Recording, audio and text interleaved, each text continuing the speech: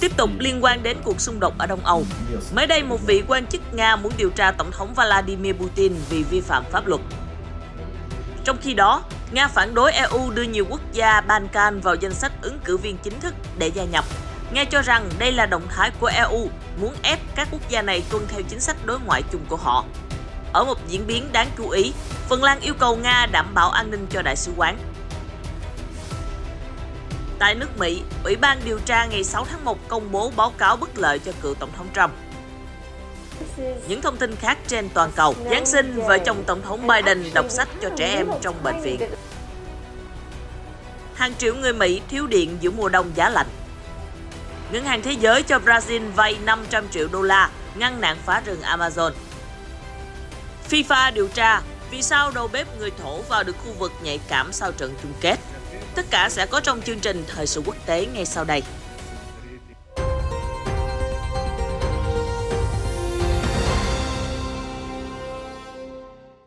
Chào mừng quý vị đến với chương trình Thời sự quốc tế hôm nay. Sau đây là những thông tin chi tiết.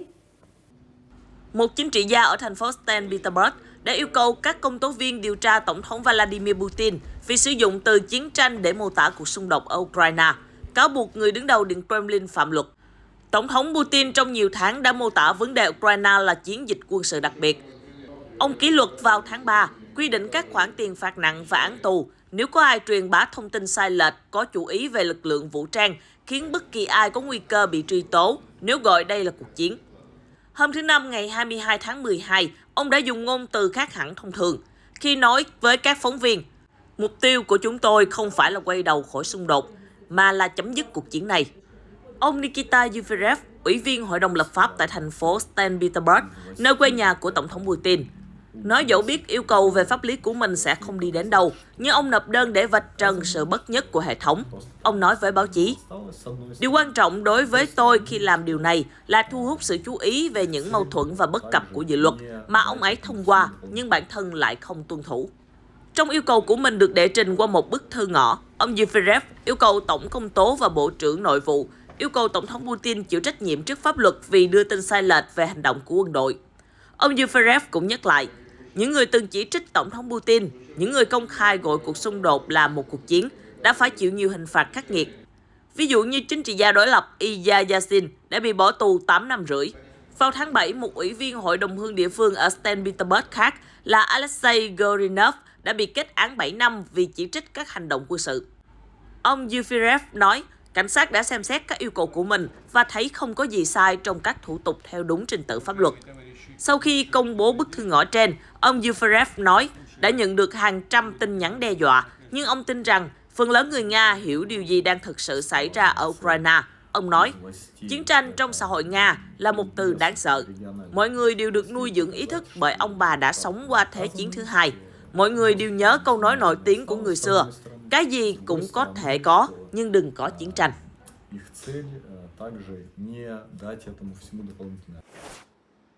Nga đã chỉ trích Liên minh châu Âu về việc cấp tư cách ứng cử viên cho Bosnia, đồng thời cho biết vào hôm thứ Sáu ngày 23 tháng 12 rằng đây là một phần trong nỗ lực của phương Tây nhằm áp đặt các chính sách của họ đối với nhiều nước ở phương Tây Balkan. Tuần trước, EU đã nhất trí đưa Bosnia và Herzegovina trở thành ứng cử viên chính thức để gia nhập khối 27 quốc gia. Phát ngôn viên Bộ Ngoại giao Maria Zakharova nói, trong bối cảnh tình hình thế giới hiện nay và đường lối áp đặt của phương Tây, rõ ràng quyết định này chủ yếu được thúc đẩy bởi họ muốn toàn bộ khu vực đi theo chính sách của họ. Bosnia sẽ tham gia cùng với Albania, Moldova, Cộng hòa Bắc Macedonia, Montenegro, Serbia, Thổ Nhĩ Kỳ và Ukraine. Những quốc gia đã trở thành ứng cử viên chính thức. Họ sẽ bắt đầu các cuộc đàm phán phức tạp về việc điều chỉnh luật cho phù hợp với luật của EU. Các quan chức EU cho biết, việc quyết định trao tư cách ứng cử viên cho Bosnia và Herzegovina chủ yếu là vì lo ngại sự bất ổn ở Ukraine có thể lan sang khu vực Tây Balkan, vốn có nhiều đối đầu chính trị. Phương Tây lo ngại về ảnh hưởng của Nga ở đây, đặc biệt là tại Serbia và Cộng hòa Serbia nằm trong Bosnia. Quốc gia và thực thể này phản đối các biện pháp trừng phạt của phương Tây chống lại Nga. Bà Zakharova nói thêm, EU sử dụng các cuộc đàm phán gia nhập để buộc các nước Balkan tự động áp dụng chính sách đối ngoại và quyết định trừng phạt Nga của khối. Đại sứ quán Phần Lan ở Moscow đã yêu cầu Nga đảm bảo an toàn cho cơ quan ngoại giao này sau một sự cố những người đeo mặt nạ ném búa tạ vào sân của đại sứ quán. Bộ Ngoại giao Phần Lan cho biết vào thứ Sáu ngày 23 tháng 12 rằng vụ việc không gây thương tích hay thiệt hại cho tòa nhà. Tuy nhiên, Phó trưởng phái đoàn Phần Lan đã yêu cầu Nga đảm bảo an ninh cho nhân viên của tòa nhà, phù hợp với Công ước Geneva về quan hệ ngoại giao. Một video được đăng trên ứng dụng Telegram cho thấy khoảng 10 người chạy về phía tòa nhà và ném vài chiếc búa tạ qua hàng rào. Những bên liên quan không xác minh thời gian hoặc địa điểm của video. Được biết, quan hệ Nga-Phần Lan đang căng thẳng trong thời gian gần đây khi quốc gia Bắc Âu muốn gia nhập NATO, cũng như phản đối mạnh mẽ cuộc xung đột tại Ukraine. Phần Lan lo ngại một ngày nào đó mình sẽ cũng bị xoáy vào các cuộc xung đột. Phần Lan và Nga từng có cuộc chiến khốc liệt vào những năm 1939-1940. Cựu Tổng thống Donald Trump không nên và không được phép ra tranh cử nữa sau khi kích động một cuộc nổi dậy vào ngày 6 tháng 1 năm 2021. Các nhà lập pháp thuộc Ủy ban điều tra vụ tấn công vào Điện Capitol của Hoa Kỳ đã kết luận như vậy trong báo cáo cuối cùng của họ. Tài liệu dày 845 trang khuyến nghị không nên để cựu Tổng thống Trump tranh cử tiếp nhằm đảm bảo không lặp lại cuộc bạo loạn chết người mà cựu Tổng thống bị cáo buộc dàn dựng trong nỗ lực đảo ngược kết quả bầu cử năm 2020. Chủ tịch Ủy ban điều tra, nghị sĩ Penny Thompson, nói với báo chí, đất nước của chúng ta đã đi quá xa khi cho phép một tổng thống thất bại biến mình thành một bạo chúa, muốn lật đổ thể chế dân chủ và kích động bạo lực. Báo cáo kêu gọi các nhà lập pháp lập cấm ông Trump và những người tham gia nổi dậy giữ bất kỳ chức vụ nào và ở đâu, dù liên bang hay tiểu bang, dân sự hay quân sự. Báo cáo là kết quả của 18 tháng làm việc. Các nhà điều tra của Hạ viện đã phỏng vấn hơn 1.000 nhân chứng để xác định nguyên nhân của vụ tấn công ngày 6 tháng 1 mà họ đổ lỗi thẳng thừng cho cựu Tổng thống Trump và những người ủng hộ ông. Ủy ban cũng khuyến nghị cải cách luật bầu cử, mạnh tay với các nhóm cực đoan và chỉ định việc Quốc hội chứng nhận cuộc bầu cử tổng thống là một sự kiện an ninh quốc gia đặc biệt, ngang bằng với bài diễn văn thông điệp liên bang hàng năm. Đây là hành động cuối cùng của Ủy ban trước khi bị giải tán Hạ viện chuyển sang sự kiểm soát của Đảng Cộng Hòa từ tháng Giêng tới. Đảng Cộng Hòa đã phản đối cuộc điều tra, tuyên bố sẽ giải tán Ủy ban khi họ kiểm soát cơ quan lập pháp này. Ông Trump đã đăng một bài trên nền tảng Truth Social của mình, nói cuộc điều tra là một cuộc săn phù thủy mang động cơ chính trị. Hiện tại, Bộ Tư pháp cũng đang có cuộc điều tra riêng với ông Trump do công tố viên đặc biệt Jack Smith dẫn đầu. Nhiệm vụ của nhóm là xác minh liệu ông Trump có vi phạm liên quan đến vụ tấn công ngày 6 tháng 1, muốn thay đổi kết quả bầu cử ở Georgia, cất giữ tài liệu mật tại nhà riêng và hoạt động kinh doanh của Trump Organization. Một số chuyên gia cho rằng, nếu có bằng chứng đáng tin cậy và xác minh có vi phạm, khả năng cao Bộ Tư pháp sẽ truy tố ông Trump. Khi đó, ông sẽ mất quyền tranh cử tổng thống 2024. Tổng thống Biden và đệ nhất phu nhân Jill Biden hôm thứ Sáu ngày 23 tháng 12 đã đọc sách cho các bệnh nhân tại Bệnh viện Nhi đồng Quốc gia ở thủ đô Washington trước thềm lễ Giáng sinh. Tổng thống Biden ngồi trước một nhóm khoảng 20 em nhỏ, xung quanh là cây thông Noel và hàng chục món quà được gói sẵn. Đệ nhất phu nhân đọc cuốn The Snowy Days của tác giả Ezra Zekis, trong khi Tổng thống lắng nghe. Giữa chừng bà Joe Biden hỏi, có ai trong số các em làm người tuyết chưa? Có bao nhiêu em đã từng làm thiên thần tuyết? Tổng thống cười và mở một số trang cho đệ nhất phu nhân. Sau khi đọc xong, bà Joe Biden nói, gửi tới các bậc cha mẹ, các bạn thật mạnh mẽ, mọi thứ sẽ ổn thôi. Tất cả các em sẽ mau khỏe. Chúc mọi người đón Giáng sinh vui vẻ và ấm cúng. Cảm ơn vì đã đến nghe tôi nói và đọc sách. Cảm ơn Tổng thống đã cầm cuốn sách hộ.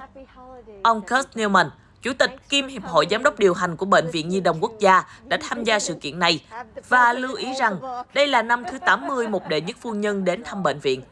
Vợ chồng Tổng thống Biden cũng có chuyến thăm đến Bệnh viện Nhi Quốc gia vào kỳ nghỉ năm ngoái, đánh dấu lần đầu tiên một tổng thống đương nhiệm đến thăm bệnh viện đó trong kỳ nghỉ. Tiếp tục các hoạt động Giáng sinh vào Chủ nhật ngày 25 tháng 12, ông và đệ nhất phu nhân sẽ gọi điện cho các quân nhân để cảm ơn họ và gia đình vì sự phục vụ và hy sinh của họ cho đất nước. Hơn 1 triệu người Hoa Kỳ bị mất điện khi một cơn bão giá lạnh mùa đông đã quét qua đất nước vào tuần trước, khiến cho nhiệt độ giảm xuống dưới mức đóng băng ở nhiều bang. Phần lớn các vụ mất điện đang xảy ra ở bang New England, nơi có hơn 500.000 khách hàng không có điện. Điều tương tự bao gồm gần 250.000 khách hàng ở Maine và hơn 100.000 ở New Hampshire, tính đến tối thứ Sáu ngày 23 tháng 12. Hơn 50.000 khách hàng bị mất điện ở mỗi bang trong số hàng chục bang ở bờ biển phía đông, từ New York đến Manchester đến Bắc Carolina. Hơn 10.000 khách hàng đang gặp sự cố mất điện ở mỗi bang trong số hàng chục bang khác ở sâu trong nội địa. Theo trang web theo dõi chuyến bay FlightAware, bão mùa đông Elliott đã khiến hơn 8.000 chuyến bay bị hủy và 24.000 chuyến khác bị hoãn vào thứ Sáu, trong những ngày cuối tuần du lịch bận rộn nhất đang diễn ra. Dịch vụ Thời tiết Quốc gia cho biết vào hôm thứ Sáu rằng hơn 200 triệu người đang được tư vấn hoặc cảnh báo về thời tiết mùa đông, chiếm khoảng 60% dân số Hoa Kỳ. Các nhà dự báo cho biết, bản đồ cho thấy đây là một trong những cảnh báo và lời khuyên về thời tiết ở mùa đông có phạm vi rộng nhất từ trước đến nay. Các quan chức thông tin, các vụ tai nạn giao thông vì cơn bão này đã cướp đi sinh mạng của ít nhất 6 người ở nhiều vùng khác nhau của đất nước.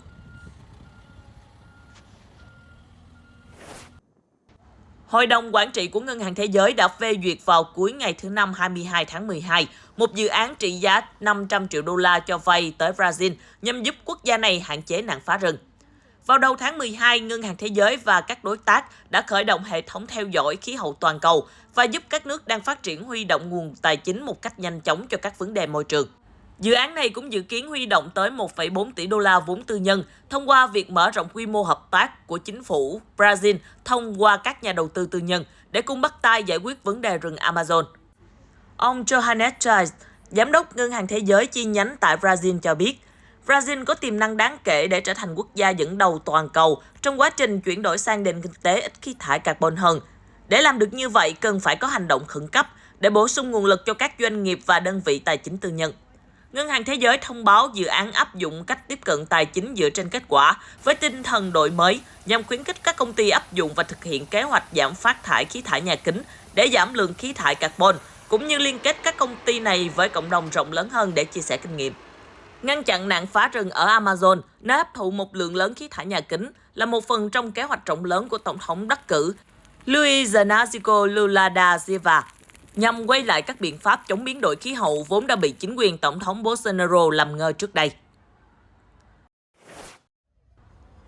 FIFA đã mở một cuộc điều tra về việc cá nhân đã vào khu vực nhạy cảm trái phép như thế nào sau trận chung kết World Cup vừa qua, khi hình ảnh và video về đầu bếp nổi tiếng người Thổ Nhĩ Kỳ Necdet Göçer ăn mừng với các cầu thủ Argentina lan truyền trên mạng xã hội.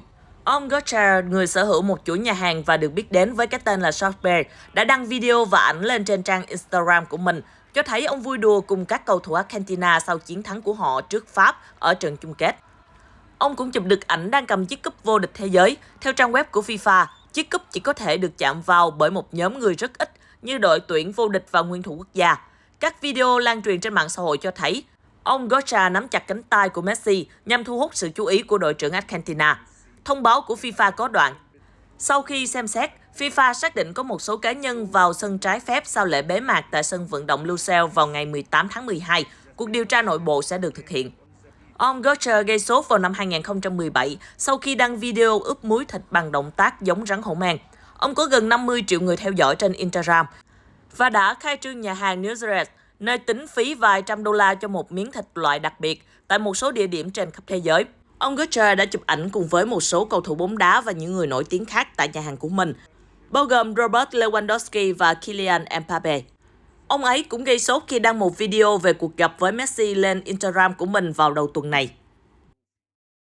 Chương trình thời sự quốc tế của chúng tôi đến đây là kết thúc. Chân thành cảm ơn quý vị khán giả đã quan tâm theo dõi. Mến chào tạm biệt và hẹn gặp lại các bạn trong những chương trình sau.